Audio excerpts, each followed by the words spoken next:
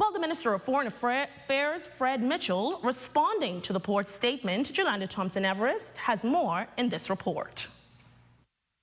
The Minister of Foreign Affairs, Fred Mitchell, not mincing words regarding a local report on the Grand Bahama Port Authority's stance to the government's demand letter. But he says that the matter is pretty simple, and all that the government is saying is pay me what you owe me. We are on a simple point. Do you owe us for services which are provided by the government to the city? If the answer is yes, here is the bill. Chairman of the Progressive Liberal Party and Minister of Foreign Affairs, Fred Mitchell, taking exception to the Grand Bahama Port Authority's response in a local daily, as it promises to defend itself and its owners against such a demand by government for over $300 million for services rendered. The local daily also reporting that the port's stance is that Freeport's $200 million annual tax revenues far exceed what the government invests in the city. Mitchell says one has nothing to do with the other. They're comparing apples with oranges. This is about a claim for the services provided to the city. It's not about taxes, and this is not about investment. Right now, if they want to talk about investments, it's going to take $250 million to put that airport back together, which they walked away from. It's going to take another $200 million to build a new hospital, which they walked away from. So, I mean, let's not get into that.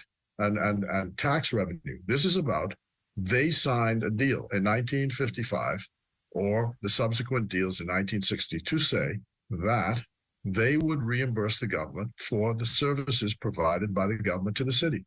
He says once the demand letter became public, the nation's leader traveled to Grand Bahama to meet with local stakeholders, the Grand Bahama Chamber of Commerce, and party supporters. That the people who were there represented those who were largely involved in the passage of the 1916 Act, where the tax exemptions are important to them. So big players in the city. Some people have now tried to characterize this as sort of political, but it's not political. But he adds that a public spat could have been avoided. And it's interesting that they've chosen to go public with this fight, rather than simply have their lawyers look at the bill and say, okay, we don't think that this is something that's owed, or we do think that it's owed, and can we sue for terms? Either we pay in installments or we don't pay or whatever it is. But they've immediately gone to no and said, we ain't paying a penny. We don't owe you nothing. He says that the government's demand letter is in the best interest of Grand Bahamians and believes that everyone, regardless of political persuasion, should agree. The language that was used in this press release was insulting, condescending, injudicious, should not have been used. And I know that their predecessors in title would never have entered into a public spat in this way with the Bahamas government. Now, while the government is saying that if the funds are not paid after the 30 days to the issuance of the demand letter, the matter will have to move to arbitration. However, according to the local daily, the port is optimistic that the government will be defeated in the arbitration and in the court systems.